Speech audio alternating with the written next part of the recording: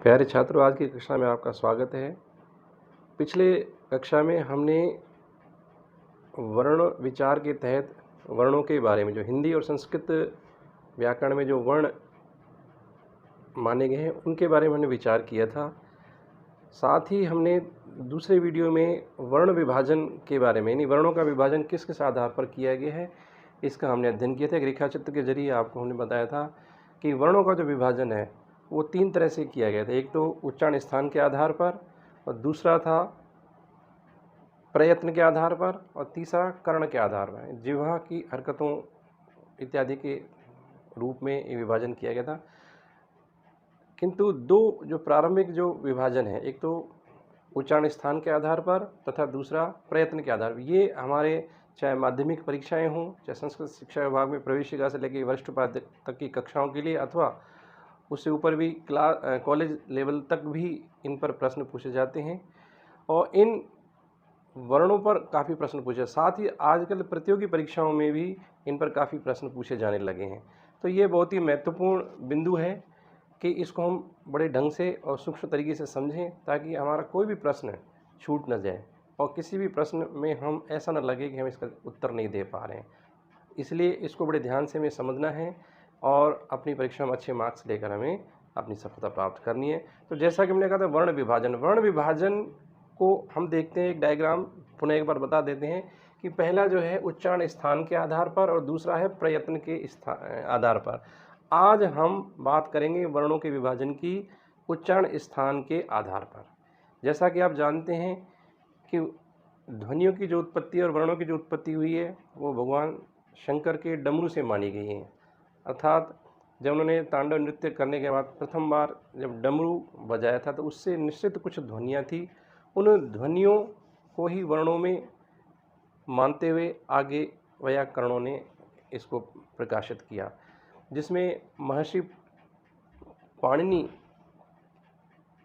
को इनका श्रेय जाता है। उन्होंने उन ध्वनियों को, उन वर्णों को लौकिक रूप में हमें प्रदान किया और उन वर्णों को भी अलग क्लासिफाई करने के लिए जो माहेश्वर सूत्र दिए गए, 14 माहेश्वर सूत्र दिए गए, उन माहेश्वर सूत्रों का अगर हम सहारा लेते हैं तो हम पूरे इस वर्ण विधान को बड़े आसानी से और बहुत ही सहज ढंग से समझ सकते हैं और सटीक ढंग से हम उसको समझ सकते हैं। तो हम माहेश्वर सूत्रों को भी दृष्टिगत रखते हुए तथा जो वर्ण व्यवस्था है, जो हमारे स्वर और व्यंजन है, उनका जो पूरा चार्ट है, जो सारणी है, वो भी हम अपने मन मस्तिष्क में रखते हुए इस अध्ययन को आगे बढ़ाएंगे। तो हम आते हैं, सबसे पहले हम देखते हैं कि उच्चारण स्थान के आधार पर वर्णों का वर्गीकरण किस प्रकार किया गया। जैसा कि माना गया है कि उच्चारण स्थान 8 माने गए। पाणिनि शिक्षा के आधार पर उच्चारण स्थानों को 8 की संख्या में माना गया कि अष्टौ स्थानानि वर्णानाम उरः कंठः शिरस् तथा जिह्वा मूलम च दंतश्च नासिकोष्ठौ च तालु च। इसमें जो पहला स्थान माना है वो उर माना है, यानी हृदय, और दूसरा स्थान जो माना है वो कंठ के रूप में इसकी स्थिति की गई है। उसके बाद शिर शब्द का प्रयोग उन्होंने मूर्धा के लिए किया है कि शिरस् तथा मूर्धा, और फिर है जिह्वा मूलम, यानी कि जिह्वा मूल उच्चारण स्थान माना है। इसके बाद दंतश्च, यानी दंत्य वर्ण जो जिन्हें हम कहते हैं वो दांत की सहायता से बोलते हैं, और फिर नासिका, ओष्ठ और तालु। इस प्रकार ये 8 कुल उच्चारण स्थान माने गए, जिसमें उरह चूँकि उच्चारण में हमें सीधे सीधे वो प्रयुक्त नहीं होता है, लेकिन चूँकि जितने भी वर्ण या ध्वनियाँ हैं उनकी जहाँ उत्पत्ति हुई वो हृदय स्थान माना गया। उस स्थान पर प्रथम बार जो ध्वनि की जो उत्पत्ति हुई वो हृदय माना गया, इसलिए इसको उच्चारण स्थान में गिना गया है, गण्य है ये। लेकिन लौकिक तौर पर जब हम जिन ध्वनियों को सुनते हैं उन ध्वनियों का जब श्रवण होता है तो उच्चारण से लेकर श्रवण तक की जो प्रक्रिया संपन्न होती है उसमें 7 उच्चारण स्थान माने गए, और इन उच्चारण स्थानों से संबद्ध 11 ऐसे सूत्र हैं या 11 पंक्तियां हैं, उन्हें हमें याद करना होगा। और उनमें संक्षेप में हम उन सूत्रात्मक विधि है उनमें से इन सूत्रों को दिया गया है, जिसे बहुत ही संक्षिप्त तरीके से हम अपने मन मस्तिष्क में, अपने हृदय में इसको याद कर सकते, बैठा सकते हैं, और फिर उनका विश्लेषण करेंगे तो संपूर्ण जो वर्ण विधान है वो बिल्कुल स्पष्ट हो जाता है। तो आइए हम देखते हैं, पहला जो सूत्र है वो है अकुह विसर्जनीया नाम कंठ है। अकुह विसर्जनीया नाम कंठ है, यानी कि इसमें हम देखते हैं एक तो ये अवर्ण है, अवर्ण, इसमें आ भी सम्मिलित है, तथा अ के बाद कु शब्द आता है। कु, कु का मतलब है क वर्ग। जैसे हम वर्णमाला में देखें, कु चु टु तु पु, कु से क वर्ग, चु से च वर्ग, टू से ट वर्ग, तू से त वर्ग और पु से प वर्ग समझें। तो इस प्रकार हम देखें अकुह विसर्जनीया नाम कंठ है। तो आप देखिए अ, इसके बाद आता है कवर्ग, कवर्ग के समस्त ये 5 जो वर्ण हैं, ये क ख ग घ, कवर्ग में जो 5 वर्ण आते हैं वो, और इसके बाद हम देखते हैं ह अक्षर भी इसमें लिया गया है। ये है वर्ण जो है इसकी ध्वनि भी कंठ से निश्चित होती है। और फिर विसर्ग, इसके बाद आते हैं जो विसर्ग हैं, विसर्ग का उच्चारण स्थान कंठ माना गया है। इसमें एक चीज़ और ध्यान देने वाली है कि जो स्वर हैं, स्वरों के कुल 18 अ और आ के जो 18 भाग माने गए हैं, यानी कि ह्रस्व, दीर्घ और प्लुत के हिसाब से अगर हम उनको गिने तो इस प्रकार इनको 18 भागों में विभाजित किया। तो 18 वर्ण तो हमारे स्वरों के हो जाएंगे और ये 5 वर्ण हो जाएंगे कवर्ग के, और एक ह का हो जाएगा और एक विसर्ग का। इस प्रकार हम देखते हैं 26 वर्ण जो हैं वो कंठ वर्ण कहलाते हैं, यानी कि कंठ से उच्चारित होने वाले वर्ण कहलाते हैं। तो स्वरों में हम 18 प्रकार के स्वर, हम इनको संख्या न भी लें तो सीधा प्रश्न है कि इसमें प्रश्न पूछा ले जाता है कि अ वर्ण का उच्चारण स्थान कौन सा है या ख वर्ण का उच्चारण स्थान कौन सा है। इस प्रकार हमसे प्रश्न पूछे जाएंगे तो हम उनको कहेंगे इन वर्णों का उच्चारण स्थान कंठ है। अब उसमें ये संख्या नहीं पूछी जाएगी, 18 अ आ के जो 18 भाग हैं इन्हें हम सब समझने की दृष्टि से साथ लिए चलते हैं। बाकी अ, कवर्ग, ह और विसर्ग, इन ध्वनियों, इन वर्णों का जो उच्चारण स्थान है वो कंठ होगा। इसी प्रकार हम आते हैं इचु यशा नाम तालु। इचु यशा नाम तालु, इचु यशना में पहला जो स्वर आ रहा है वो ई है, ई स्वर हो गया। और फिर चू, ई, चू, चू से मतलब च छ ज झ झ, चवर्ग हो गया। ये चवर्ग के जितने भी वर्ण हैं, इचु यशा नाम तालु, इसमें ये वर्ण हो गया और ये शेषकार हो गया। इस प्रकार हम देखते हैं कि इनके भी 26 वर्ण होंगे, यानी कि ई और दीर्घ ई इसमें शामिल है, ई और दीर्घ ई इसमें ले लेंगे। इसमें 18 वर्ण इसके हो गए, 5 वर्ण छ छ ज झ इनके हो गए, ये के 2 वर्ण और श का 1 वर्ण। इस प्रकार हम देखते हैं कि कुल 26 वर्ण इसमें हो जाते हैं। इसमें यह के 2 वर्ण गिनेंगे हम।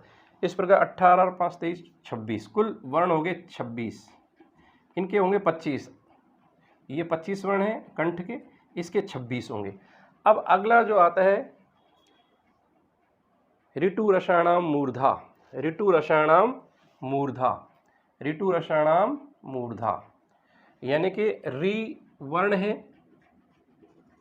और टू से मतलब टवर्ग है, टवर्ग के 5 वर्ण, और उसके बाद रेफ रे, ये रे का उच्चारण ये भी हम मूर्धा से लेंगे।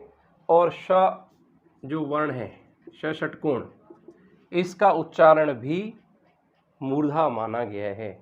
मूर्धा यानी मुख के अंदर जो आंतरिक भाग में ऊर्ध्वाधर जो भाग है, बिल्कुल ऊपर जो छत के रूप में हम देखें तो जो ऊपर का जो हिस्सा है वो मूर्धा माना गया है। और मूर्धा से आगे की ओर, बाहर की ओर अगर हम निकलते हैं और दांत शुरू होते, दांत से ऊपर, और मूर्धा से आगे नीचे की ओर, बाहर की ओर तालु होता है। तो अब इसमें देखते हैं कि री और ट वर्ग यानी ट ठ ड ढ ण र वर्ण और श षटकोण श, इनका उच्चारण स्थान मूर्धा कहलाता है। मूर्धा को जब हमारी जिह्वा छूती है तभी इन वर्णों की उत्पत्ति होती है। लौकिक रूप से श्रव्य तभी होंगे जब जिह्वा मूर्धा से टकराती हुई इन वर्णों को निश्चित करती है। तो इस प्रकार हमने देखा कि इचु यशा नाम तालु, ई और चवर्ग इत्यादि वर्णों का उच्चारण स्थान तालु है। जिह्वा जब तालु को छूती है तो ई और च छ ज झ इन वर्णों की उत्पत्ति होती है, और ये और श, और जब मूर्धा को ऊपर छूती है तो फिर ये री और टवर्ग के पांचों वर्ण र और श का उच्चारण मूर्धा से होता है। इस प्रकार हम देखते हैं कि टवर्ग के 5 वर्ण हो गए और री के हो गए 18 वर्ण और र एक इसका हो गया और एक श का हो गया। तो इस प्रकार 25 वर्ण इसके हो गए। 25 वर्ण जो है वो मूर्धा से उच्चारित होते हैं। अब अगला जो श्लोक आता है वह लृतुलसानाम दंता। लृतुलसानाम दंता, इसमें पहला जो वर्ण है वो लृ है, लृ, और इसके बाद लृतु, तु से आप तथा दधन यानी तवर्ग समझेंगे। लृतुलसानाम यानी तवर्ग। लृतुलसानाम एक वर्ण आता है ल और एक आता है स, सकार, सिपाही वाला स। इन समस्त वर्णों का उच्चारण जो है वो दांत की सहायता से होता है। यानी कि अगर जिह्वा का अग्रभाग जब तक दांतों को नहीं छुएगा, उसका स्पर्श नहीं करेगा, तो इन वर्णों की उत्पत्ति नहीं हो पाती है। ऐसा हम प्रैक्टिकली करके भी देख सकते हैं। जिह्वा को हम अलग रखकर दांत से स्पर्श न होने दें और इन वर्णों का उच्चारण करें, तो आप देखेंगे कि इनका उच्चारण संभव नहीं हो पाता है। इसलिए इन वर्णों को दंत्य वर्ण के नाम से भी जाना जाता है। कंठ से बोलने वाले कंठ्य वर्ण, तालु से बोलने वाले तालव्य वर्ण, ठीक है, और दंत से बोलने वाले दंत्य वर्ण।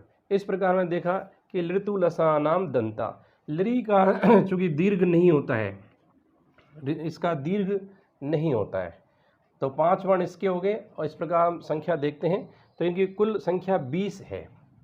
इनकी संख्या 20 होती है। अब अगला जो है उपपद्मानियानाम ओष्ठो। उपपद्मानियानाम ओष्ठो, इस सूत्र देखिए। उपपद्मानीय, उ का मतलब है इसमें एक तो उ वर्ण है और फिर इसमें पू है और उपपद्मानीय, उपपद्मानीय वर्ण है। इस प्रकार इसका संधि किया तो उपपद्मानियानाम ओष्ठो, यानी इन समस्त वर्णों का उच्चारण स्थान ओठ माने गए हैं। पहले चलती थी, बताई जाती थी कि पापा में मिलते हैं, दादा में नहीं, और मम्मी में मिलते हैं, चाचा में नहीं। ऐसी कौन सी चीज़ है जो मम्मी में नहीं मिलती है और चाची में नहीं मिलती? तो इसका जो प्राय पहली जो बूझी जाती थी उसका उत्तर होता था होठ। यानी इन वर्णों को जब हम बोलते हैं, यानी प, फ, ब, भ, म, इन वर्णों को बोलते समय हमारे दोनों ओष्ठ युगल जो हैं, अधर ओष्ठ जो हैं, वो आपस में एक दूसरे को छूते हैं। छूने पर ही इन वर्णों की ध्वनि मुख से निकलती है, इसलिए इनको ओष्ठ्य वर्ण के नाम से जाना गया है। यानी कि इसमें हम देखते हैं एक तो उ वर्ण और एक पवर्ग के 5 वर्ण और एक उपपद्मानीय वर्ण, उपपद्मानीय वर्ण। इन समस्त वर्णों का उच्चारण ओष्ठ माने गए हैं। तो आप देखेंगे उपपद्मानीय में आप ये अर्ध विसर्ग प या फ, इनको उपपद्मानीय वर्ण माना गया। जो कि उन्हें पूर्व वीडियो में इस पर चर्चा की है। उपपद्मानीय एक तो क और ख और एक होते हैं प और फ, जिनसे पूर्व अर्ध विसर्ग उपस्थित हो। ऐसे प और फ का उच्चारण उपपद्मानीय माना गया है। तो इस प्रकार हम देखते हैं उ और पवर्ग तथा उपपद्मानीय वर्ण है, इनका उच्चारण स्थान ओष्ठ माना गया है। अब आता है ऐदैतो कंठ तालु, ये उच्चारण स्थान थे। इसमें एक उच्चारण स्थान की हम और चर्चा कर लें कि मण्णानाम नासिका च, जो हमारे ञ म ङ ण और न, ये जो पंचम वर्ण जो कहलाते हैं, इन पंचम वर्णों में जो 5वें स्थान पर जो आते हैं, इन सब का उच्चारण स्थान नासिका माना गया है। अब एक बात आती है कि जब हमने देखा ये क वर्ग में जो कंठ्य वर्ण है, कंठ से उच्चारित हैं, तो क ख ग घ ङ तो वहाँ भी आ गया था। च छ ज झ न, ये रसनाम तालु में आ गया था। ऋतु रसनाम मूर्धा में ण आ चुका था। तो ये पंचम वर्ण पूर्व में आ चुके हैं। अलग अलग हम देखते हैं कि कंठ्य हैं, कोई तालव्य है, कोई मूर्धन्य है। फिर ये नासिका, तो इसमें सूत्रकार ने देखिए लिखा है च, यानी कि आप देखेंगे ञमंगणनम ञमंगणनानाम नासिका च, यानी इन वर्णों का उच्चारण नासिका से भी तथा नासिका से भी, इस तरह इसको मानते हुए चलेंगे। जो अंत में जो च दिया है वो इस चीज़ को पुष्ट करता है कि इन पंचम वर्णों का उच्चारण अलग अलग कंठ मूर्धन्य इत्यादि के रूप में होता है, लेकिन साथ में नासिका से भी इनका उच्चारण होता है, इसलिए इनको नासिक्य वर्ण भी माना गया है। तो इस प्रकार हम देखते हैं ये हमारा सूत्र हो जाता है और इनका स्थान एक एक है, एक एक एक एक यानी 5 वर्ण ऐसे माने गए हैं जिनका उच्चारण स्थान नासिका है। अब आगे हम देखते हैं एक और रह गया जिह्वा मूल्य से जिह्वा मूलम, जिह्वा मूल्य से जिह्वा मूलम। जिस प्रकार अर्ध विसर्ग यदि प और फ वर्ण से पूर्व में अर्ध विसर्ग आता है तो ये उपध्मानीय माने गए हैं, लेकिन क और ख से पूर्व अगर विसर्ग आ जाता है, अर्ध विसर्ग आ जाता है, तो वो क और ख ये वर्ण जो हैं ये हमारे जिह्वा मूल माने गए हैं, जिह्वा मूलीय वर्ण माने गए हैं और इनका उच्चारण स्थान जिह्वा मूल माना गया है, यानी जिह्वा मूल से ही इनका उच्चारण होता है। तो इस प्रकार जिह्वा मूल्य से जिह्वा मूलम, इसमें आप देखेंगे कि क और ख इनसे पूर्व यदि अर्ध विसर्ग है तो इनका जो स्थान है, परीक्षा में ये पूछा जाए कि क और ख जिसके पूर्व में अर्ध विसर्ग है उसका उच्चारण स्थान कौन सा होगा, तो हम कहेंगे जिह्वा मूल्य से जिह्वा मूलम। और अगर क ख सीधे पूछा जाए तो हम उसका पहला वाला जो है अकुह विसर्जनीयानाम कंठ है, तो तब इनका उच्चारण स्थान कंठ माना जाएगा। चलिए अब आगे अब देखते हैं कि एक और वर्ण आता है कि नासिका अनुस्वारस्य, अनुस्वार का जो उच्चारण होता है वह नासिका से होता है, उसका उच्चारण नासिका से होता है, ठीक है, उसका भी नासिका ही स्थान माना गया है। अब आते हैं एदयितो कंठ तालु, एदयितो कंठ तालु, यानी कि एदयितो, इसका एक बार हम विश्लेषण करें। ये होगा एत और ऐत, एत और ऐत, तो एत का तय से द बन जाता है और द में ऐ, तो एदयितो, इन दोनों वर्णों का उच्चारण एदयितो कंठ तालु, ऐदयितो कंठ तालु, यानी कि ए वर्ण और ऐ वर्ण, इन दो वर्णों का जो उच्चारण होता है वह कंठ तालु से होता है। ए और ऐ ये दो वर्ण हैं जिनका उच्चारण स्थान कंठ और तालु, ये दोनों अंगों के प्रयास इसमें होते हैं, दोनों अंगों की सहायता से इनका उच्चारण संभव हो पाता है। और वैसे हम इस प्रकार हम देखते हैं कि जो ए वर्ण है, ए ये मिश्रित स्वर है, इसमें ए और ई दोनों के योग से बना है, अ और ई के योग से बना ए। तो अब यहाँ हम देखते हैं कि ए का उच्चारण अकुह विसर्जनम कंठ है, कंठ से बोलता है, और इचुएशा नाम तालु, ई वर्ण जो तालु से बोलता है, और इन दोनों के संयोग से ए या ऐ, ये जो दो वर्ड बने, दो वर्ण इन दोनों के संयोग से बने, इसलिए इन दोनों के उच्चारण स्थान सम्मिलित यानी कंठ तालु बोला गया, इसलिए इनका उच्चारण स्थान कंठ तालु, यानी कि एदयितो कंठ तालु, एदयितो कंठ तालु।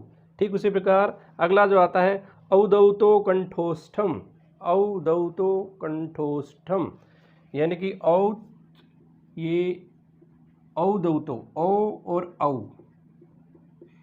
औत और औत इनको मिलाया तो औदौत हुआ, और द्विवचन से औदौतो कंठोष्ठम, औदौतो कंठोष्ठम, इनका जो उ ओ वर्ण है वो अ और उ के संयोग से हुआ है, तो अ हो गया कंठ और उ हो गया उपपद्मानी नाम ओष्ठो, ओष्ठ वर्ण, इसलिए दोनों के संयुक्त जो उच्चारण होता है, संयुक्त रूप से जो दो अंग कार्य करते हैं वो है कंठोष्ठम, यानी कंठ और ओष्ठ, तो इनका उच्चारण स्थान माना गया है कंठोष्ठ।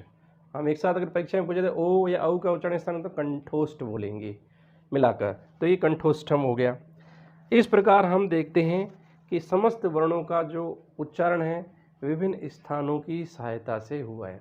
कुल मिलाकर मूल रूप से 7 उच्चारण स्थान हैं, उन स्थानों से ही इन वर्णों की जो ध्वनियाँ निश्चित होती है, जो श्रव्य बनती हैं, जो हमें सुनने योग्य होती हैं, हम उन्हें सुन पाते हैं। तो ये आज का जो अध्ययन था वर्णों का विभाजन उनके उच्चारण स्थान के अनुसार, यानी हमने जो उच्चारण किया किन किन स्थानों पर, कहीं संकुचन हुआ, कहीं संघर्षण हुआ, वायु किधर किधर से हुई, किन किन अंगों ने एक दूसरे को स्पर्श किया, किन किन अंगों पर विशेष इस तरह की जो प्रक्रिया हुई, तभी इन वर्णों का उच्चारण संभव हो पाया। इसलिए इनको उच्चारण के स्थान के आधार पर वर्णों का वर्गीकरण इस तरह अभिहित किया गया है। आइए अब हम एक चार्ट के जरिए, सारणी के जरिए हम देखते हैं कि किन किन वर्णों का उच्चारण किस किस स्थान से हुआ है। तो पहला जो है कंठ से बोलने वाले हैं ए आ तथा क ख ग घ ङ ह वर्ण और विसर्ग। इस प्रकार हम देखते हैं अवर्ण और आ मिला के इनके 18 वर्ण, ये 18, 19, 20, 21, 22, 23, 24 और एक ये विसर्ग हो गया 25 वर्णों का उच्चारण स्थान कंठ माना गया है।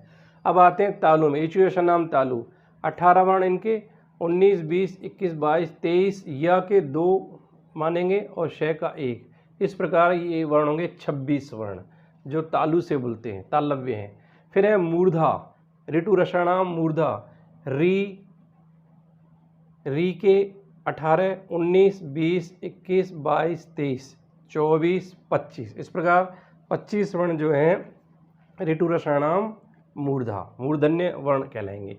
अब आते हैं दंत्य वर्णों में, लरी का चूंकि दीर्घ नहीं होता है इसलिए 6 वर्ण कम हो जाएंगे, नहीं 12 वर्ण लरी के, 12 के बाद 13, 14, 15, 16, 17 और ले के 2, 18, 19 और एक स का 20 वर्ण हम देखेंगे जो कि हमारे दंत्य वर्ण के नाम से जाने, दांतों से इनका उच्चारण होता है।